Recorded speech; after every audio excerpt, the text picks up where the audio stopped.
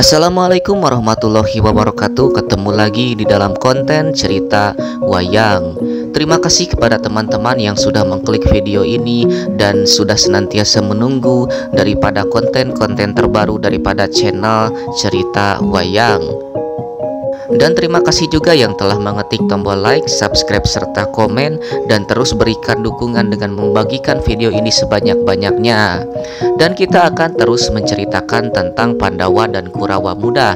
Dan kali ini kita akan menceritakan kembali siasat-siasat Kurawa di dalam mencelakai Pandawa muda. Bagaimana ceritanya? Mari kita simak bersama-sama. Cerita bermula di Kadipaten Gajah Oya. Para Kurawa sedang menemui Arya Sangkuni. Mereka bermaksud untuk mengutarakan kegelisahan-kegelisahan mereka yang akan terjadi beberapa hari kemudian. Mereka menceritakan kepada Arya Sangkuni bahwasanya 2 hari lagi para Pandawa, khususnya Dharma Kusuma, akan dinobatkan menjadi seorang putra mahkota. Tentu saja hal itu menjadi sebuah dasar atas keinginan daripada Kurawa untuk menjadi raja dan menguasai negara Astina. Tentu saja Sangkuni sudah tahu semua kejadian itu dan berniat untuk menggagalkan itu semua. Namun yang terjadi adalah usaha-usaha mereka di dalam mencelakai para Pandawa semuanya telah gagal.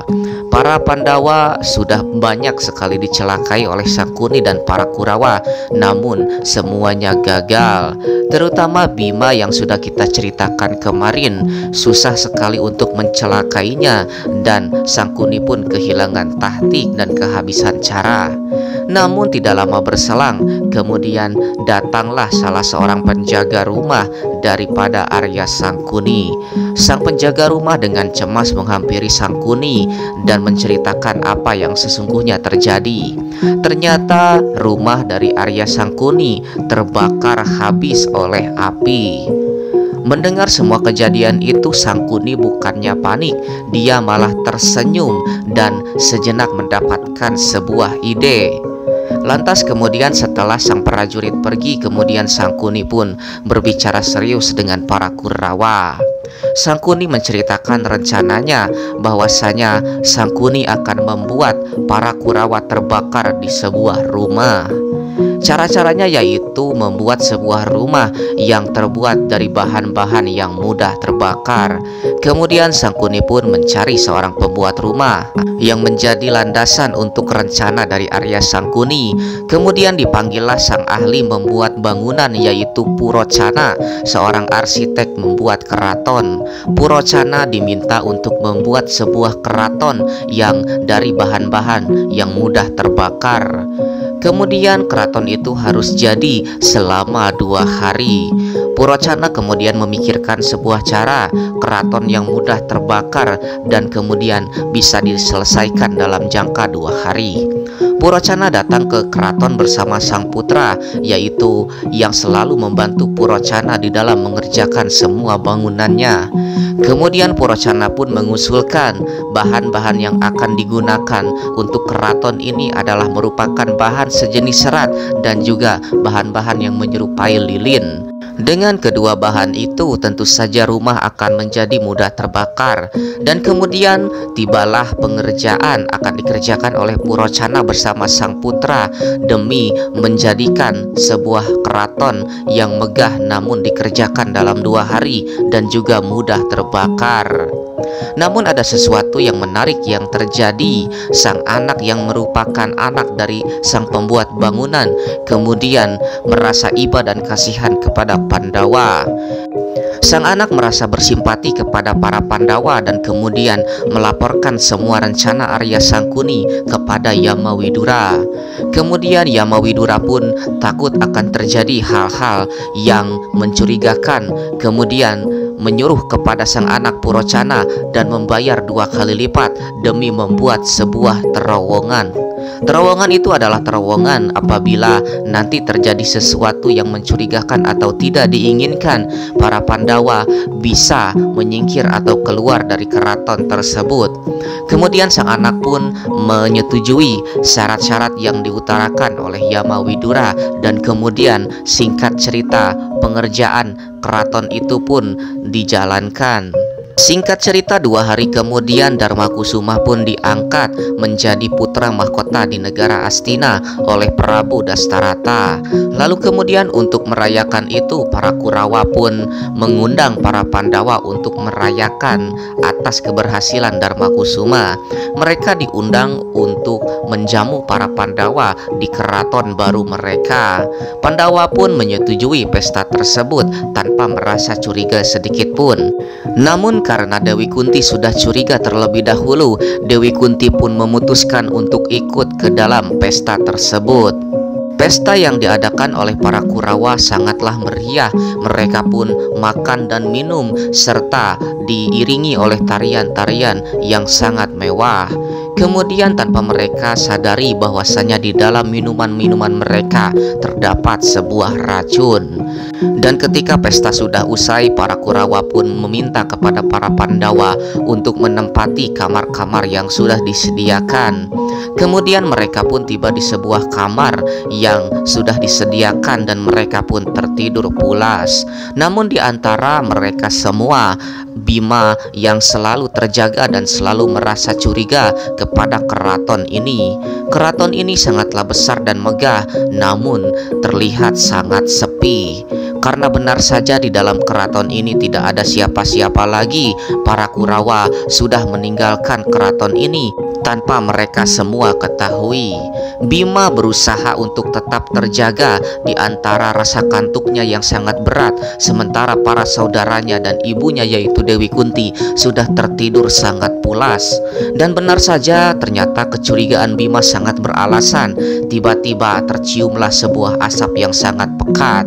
Tiba-tiba ada sebuah api yang kemudian api tersebut membesar. Api kemudian menjalar kepada ruangan yang mereka tempati dan kemudian Bima pun segera membangunkan semua saudara-saudaranya. Semua saudara-saudaranya sudah tidur pulas dan tidak bisa dibangunkan oleh Arya Bima. Bima pun kemudian mengikat semua saudara-saudaranya ke badannya dan kemudian menggendong sang ibu lari dari kepungan api yang sangat besar. Kemudian Bima pun mencari jalan keluar, mondar-mandir ke sana kemari dan tidak menemukan jalan keluar karena memang bangunan ini sudah direncanakan oleh Sangkuni. Kemudian di antara kebingungan itu, Bima pun kemudian merenung sejenak. Di antara renungan tersebut Bima pun berdoa dan kemudian datanglah seekor garangan putih. Garangan itu seperti menuntun Bima dan Bima kemudian mengikuti garangan tersebut. Ternyata garangan tersebut menunjukkan sebuah terowongan yang dibuat oleh sang anak Purocana. Kemudian Bima pun dengan sigap masuk ke dalam terowongan tersebut bersama sang garangan putih. Kemudian setibanya di ujung terowongan, kemudian garangan putih itu pun melanjutkan menggali ke dasar tanah. Bima pun yang melihat kelakuan dari garangan tersebut kemudian mengikuti sang garangan masuk ke dalam terowongan yang garangan putih tersebut buat.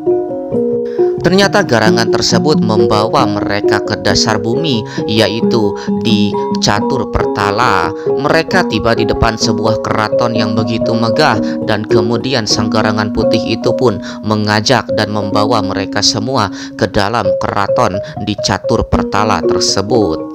Kemudian di dalam keraton sang garangan pun berubah menjadi Naga Tatmala. Ternyata Naga Tatmala diutus oleh sang ayah yaitu Sang Hyang Antaboga. Sang Hyang Antaboga menceritakan bahwasanya dia sudah mengetahui rencana Sangkuni sejak lama dan kemudian mengutus anaknya Naga Tatmala untuk menjemput Bima dan para Pandawa. Kemudian sang Naga Antaboga pun memberikan tirta Madusena kepada para Pandawa dan sang Dewi Ibu Kunti untuk menyadarkan mereka semua. Mereka semua pun sadar dan kemudian sang Hyang Antaboga pun menceritakan maksud dia yang sesungguhnya. Ternyata sang Hyang Antaboga memiliki seorang anak perempuan yang bernama Dewi Nagagini. Dewi Nagagini bermimpi. Di dalam mimpinya dia bertemu dengan Bima dan jatuh cinta kepada Bima. Kemudian sang Hyang Antaboga pun menawarkan anaknya untuk dinikahi oleh Bima. Bima pun setelah melihat Nagagini, kemudian mereka pun jatuh cinta dan kemudian dinikahkan oleh Sang Hyang Antaboga. Dan begitulah pernikahan antara Bima dengan Nagagini yang nantinya akan melahirkan seorang anak yang bernama Raden Antarja. Kemudian mereka pun menetap beberapa saat di Catur Pertala demi merayakan pernikahan Bima dengan Nagagini. Dan begitulah kisah tentang para Pandawa yang kembali gagal dicelakai oleh para Kurawa dan Arya Sangkuni dan berhasil diselamatkan oleh Garangan Putih yang merupakan naga Tatmala dari Catur Pertala. Dengan menikahnya Bima, kemudian Bima pun akan memiliki seorang anak dan perjalanan para Pandawa pun akan kembali dimulai di dalam video yang selanjutnya. Terima kasih kepada teman-teman yang sudah menyaksikan video ini dari awal sampai akhir, dan jangan lupa beri dukungan kepada channel ini dengan menekan tombol like, subscribe, serta komen, dan bagikan video ini sebanyak-banyaknya. Nantikan terus video-video terbaru daripada konten channel Hobi Pemula, dan terus bagikan video ini sebanyak-banyaknya. Kita akan jumpa lagi di video selanjutnya. Sampai jumpa.